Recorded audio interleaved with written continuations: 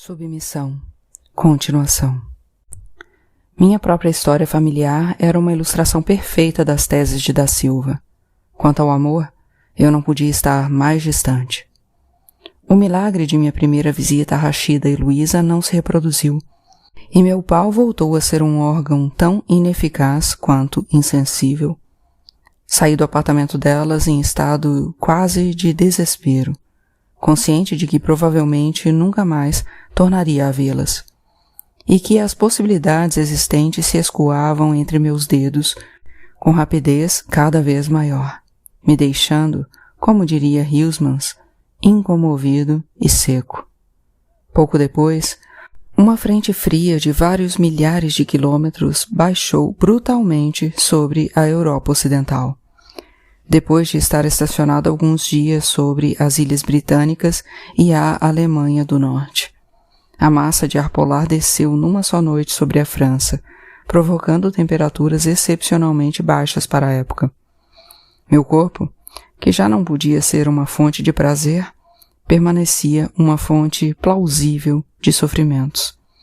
E dias depois me dei conta de que eu era, talvez pela 10ª vez em 3 anos, vítima de desidrose, que se manifestava na forma de um eczema cheio de bolhas, pequeninas pústulas incrustadas na planta dos pés, e entre os dedos tendiam a se juntar para formar uma superfície purulenta, em carne viva. Numa consulta com o dermatologista, fui informado de que a afecção se complicara por causa de uma micose decorrente de fungos oportunistas que tinham colonizado a zona afetada. O tratamento era conhecido, mas longo, e eu não devia esperar uma melhora significativa antes de várias semanas.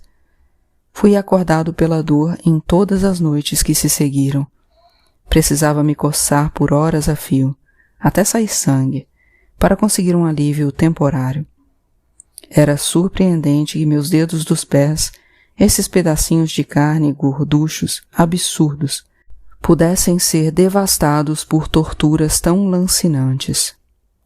Uma noite em que me dedicara a uma dessas sessões de coceira, levantei-me, com os pés sangrando, e fui até o janelão envidraçado. Eram 3 horas da madrugada, mas a escuridão, como sempre em Paris, era parcial. De minha janela dava para ver uns 10 edifícios mais altos e várias centenas de imóveis menores. No total, alguns milhares de apartamentos e também de lares em geral reduzidos, em Paris, a 1 ou 2 pessoas, e cada vez mais frequentemente a 1.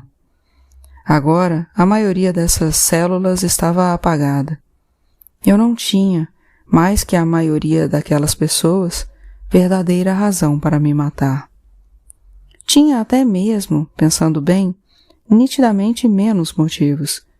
Minha vida fora marcada por autênticas realizações intelectuais, e eu estava num certo meio, sem dúvida extremamente restrito, reconhecido e até respeitado. No plano material, não havia do que me queixar. Tinha a garantia, até a minha morte, de me beneficiar de uma renda elevada, 2 vezes maior que a média nacional, sem precisar realizar em troca o menor trabalho. No entanto, eu sentia muito bem que me aproximava do suicídio, sem sentir nenhum desespero nem tristeza especial, simplesmente pela lenta degradação da soma total das funções que resistem à morte, conforme fala Bichat. Estava claro que a simples vontade de viver já não bastava para que eu resistisse ao conjunto de dores e aborrecimentos que balizam a vida de um ocidental médio. Eu era incapaz de viver para mim mesmo. E para quem mais iria viver?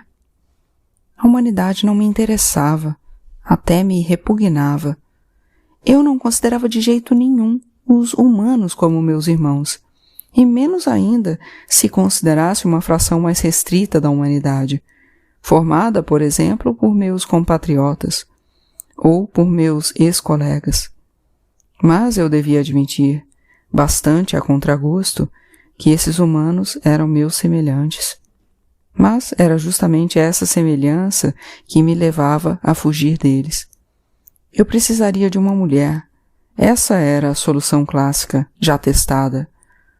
Uma mulher é sem dúvida humana, mas representa um tipo ligeiramente diferente de humanidade, pois traz à vida certo perfume de exotismo.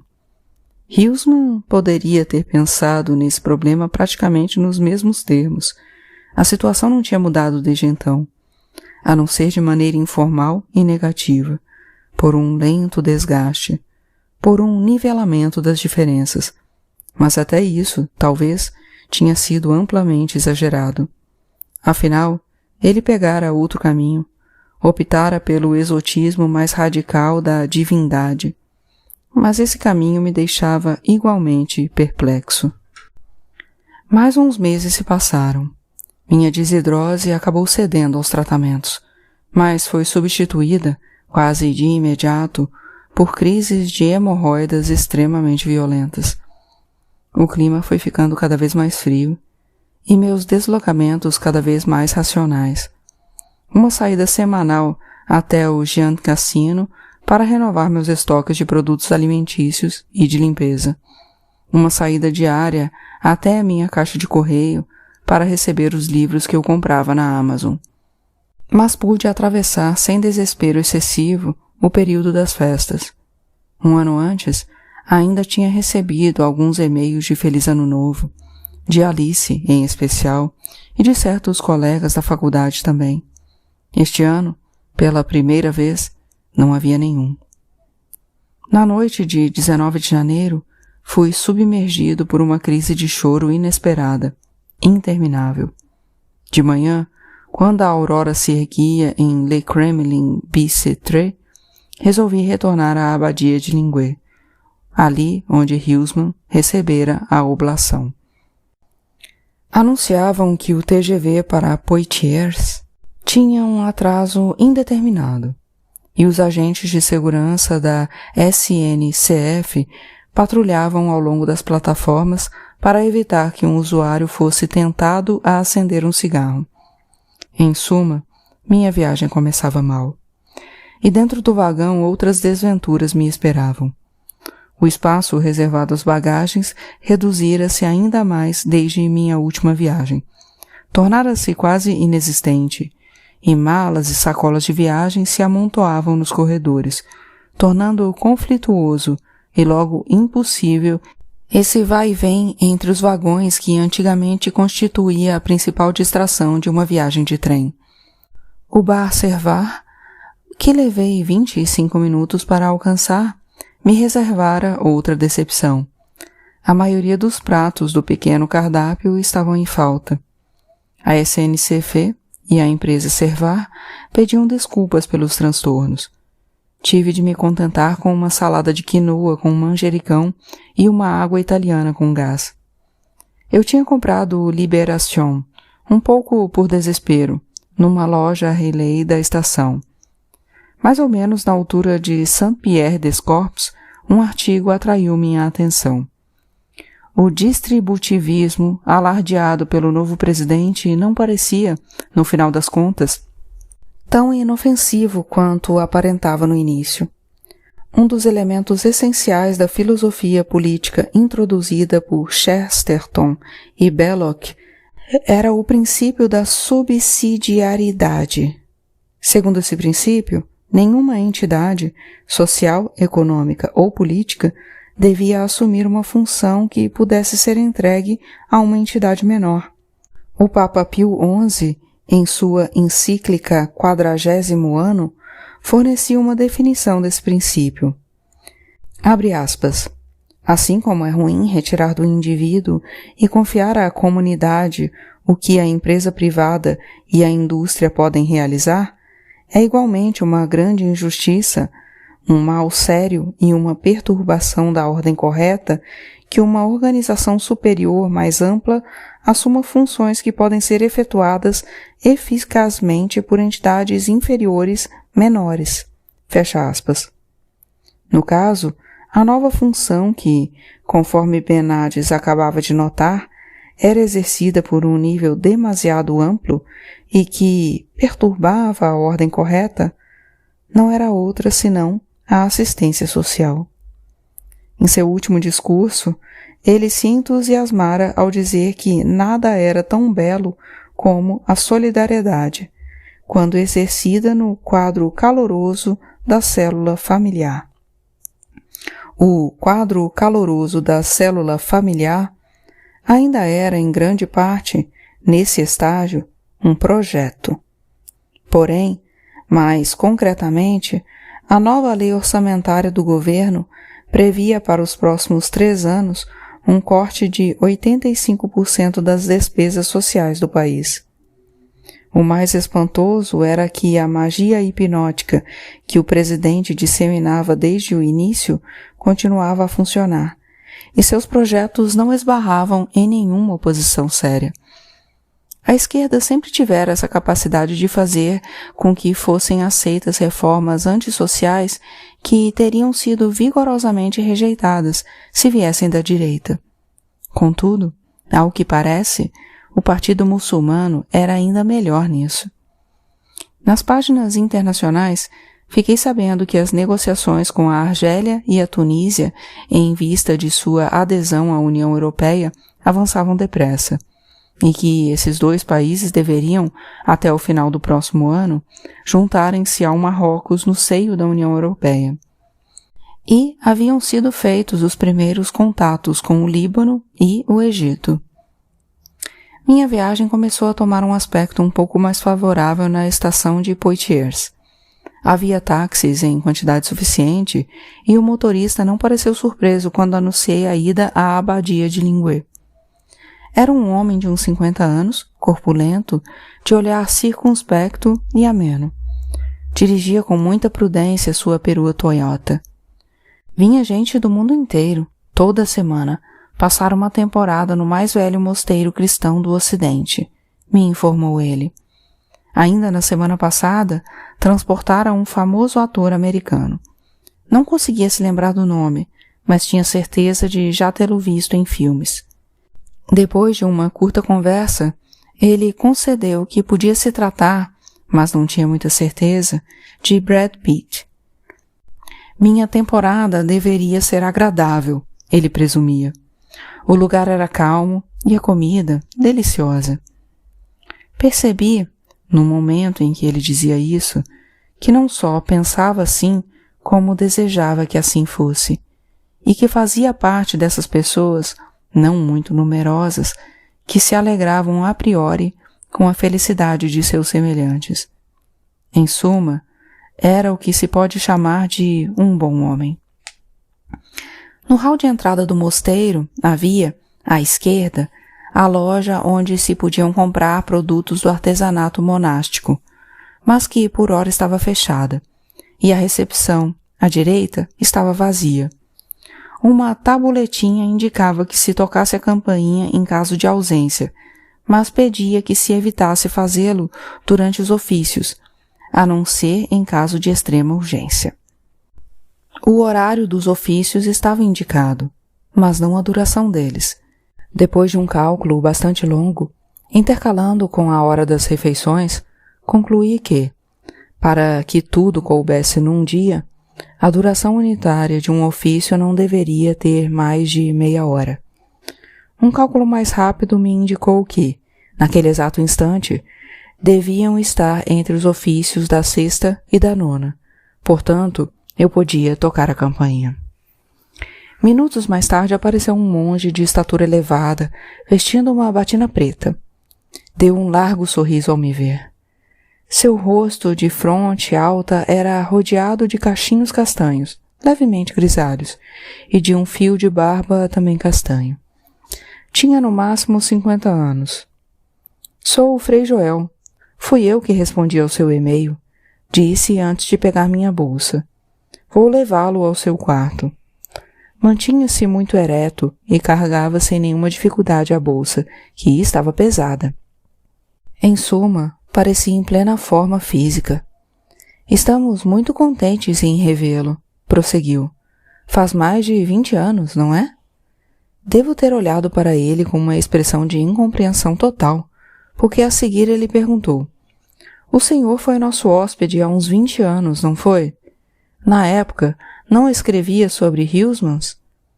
Era verdade, mas fiquei surpreso que ele se lembrasse de mim, pois de minha parte seu rosto não me dizia rigorosamente nada. "O senhor é aquele a quem se chama de frade porteiro, é isso?" Não, de jeito nenhum. Mas na época eu era. É uma função que costuma ser ocupada pelos jovens monges. Bem, jovens na vida monástica. O frade porteiro pode falar com nossos hóspedes, pois ainda está em contato com o mundo. Ser frade porteiro é uma espécie de passagem, uma etapa intermediária conferida ao monge antes de mergulhar em sua vocação de silêncio. Quanto a mim, permaneci como frade porteiro por pouco mais de 1 ano. Íamos caminhando ao longo de um edifício com estilo renascentista, muito bonito, margeado por um parque. Um sol deslumbrante invernal brilhava nas alamedas cobertas de folhas mortas. Um pouco adiante, surgiu uma igreja quase tão alta quanto o claustro, de um gótico tardio. "É a igreja do convento, a que Huysmans conheceu", disse Frei Joel. Mas depois da dispersão da comunidade, provocada pela lei Scombis, quando conseguimos nos reformar, não conseguimos recuperá-la, ao contrário dos edifícios do claustro. Foi preciso construir uma nova, no terreno do mosteiro. Demos uma parada diante de uma pequena construção térrea, no mesmo estilo renascentista. "Essa é a nossa hospedaria, é aqui que o senhor vai ficar", prosseguiu. No mesmo instante, um monge atacarrado de uns 40 anos, também de batina preta, apareceu correndo no final da alameda. Vivo, de uma calvície quase brilhante sob o sol, dava a impressão de uma jovialidade e de uma competência extremas. Fazia pensar num ministro das finanças, ou melhor, num ministro do orçamento. Em suma, ninguém hesitaria em lhe dar responsabilidades importantes. E aqui está o Frei Pierre, nosso novo frade porteiro. É com ele que o senhor tratará de todos os aspectos práticos de sua estada, anunciou o Frei Joel. Eu vim unicamente para saudá-lo. Depois dessas palavras, inclinou-se profundamente diante de mim, apertou minha mão e voltou para o claustro. O senhor veio de TGV? Perguntou o frade porteiro. Confirmei. De fato, o TGV é realmente rápido, prosseguiu, querendo visivelmente iniciar uma conversa em bases consensuais. Depois, pegando minha bolsa, me levou até o quarto. Quadrangular de cerca de 3 metros por 3, o cômodo era revestido de um papel de parede cinza claro, e o chão era coberto por um carpete bastante usado, cinza médio. O único enfeite era um grande crucifixo de madeira escura, acima da caminha de solteiro. Logo notei que a pia não tinha misturador de água quente e fria. Notei também a presença de um detector de fumaça no teto. Afirmei ao Frei Pierre que aquele quarto me convira perfeitamente, mas já sabia que era mentira. Quando ele se pergunta, às vezes de maneira interminável, no Enholt, se irá suportar a vida monástica, um dos argumentos negativos apresentados por Huysmans é que, pelo visto, irão proibi-lo de fumar dentro dos recintos. Esse era o gênero de frase que, desde sempre, me fizera gostar dele, como também o trecho em que declara que uma das únicas alegrias puras da vida neste mundo consiste em se instalar sozinho na própria cama, tendo ao alcance da mão uma pilha de bons livros e um pacote de fumo. Está certo, mas ele não conheceu os detectores de fumaça. Sobre uma mesa de madeira meio capenga repousavam uma Bíblia, um opúsculo fininho, assinado por Dom Jean-Pierre Longat, sobre o significado de um retiro no mosteiro. Estava escrito, não retirar do quarto. e um folheto de informações que continha, essencialmente, o horário dos ofícios e das refeições. Uma olhada de relance me indicou que era quase hora do ofício da nona, mas resolvi, nesse primeiro dia, me abster dele. Sua simbologia não era fulgurante. Os ofícios de terça, sexta e nona tinham como vocação apresentar-se perante Deus ao longo de todo o dia. Havia 7 ofícios por dia, além da missa. Isso não havia mudado em nada desde a época de Hillsmans, mas o que havia se tornado mais leve era o ofício de vigílias, antes das 2 horas da madrugada, e que agora havia sido antecipado para as 10 da noite. Durante minha primeira temporada, eu tinha gostado muito desse ofício, composto de longos salmos meditativos, no coração da noite, tão afastado das completas e do adeus do dia, quanto das laudes de saudação a uma nova aurora. Esse ofício de espera, de esperança última sem razão de esperar. Evidentemente, em pleno inverno, na época em que a igreja nem sequer era aquecida, não devia ser um ofício fácil. O que mais me impressiona era que Frei Joel tivesse me reconhecido, a mais de 20 anos de distância. Para ele não devia ter havido muitos acontecimentos nesse intervalo, desde que deixara as funções de frade porteiro. Trabalhara nas oficinas do mosteiro, assistira aos ofícios cotidianos. Sua vida fora calma, provavelmente feliz. Oferecia um profundo contraste com a minha. Em seguida, fiz um longo passeio pelo parque, fumando inúmeros cigarros, esperando o ofício das vésperas, que precedia a refeição. O sol estava cada vez mais luminoso, fazendo cintilar o orvalho, acendendo clarões amarelados nas pedras dos edifícios, escarlates sobre o tapete de folhas. O sentido de minha presença ali deixara de me aparecer claramente. Às vezes me aparecia, tênue, depois desaparecia, quase em seguida. Mas é claro que não tinha muito a ver com Hillsmans.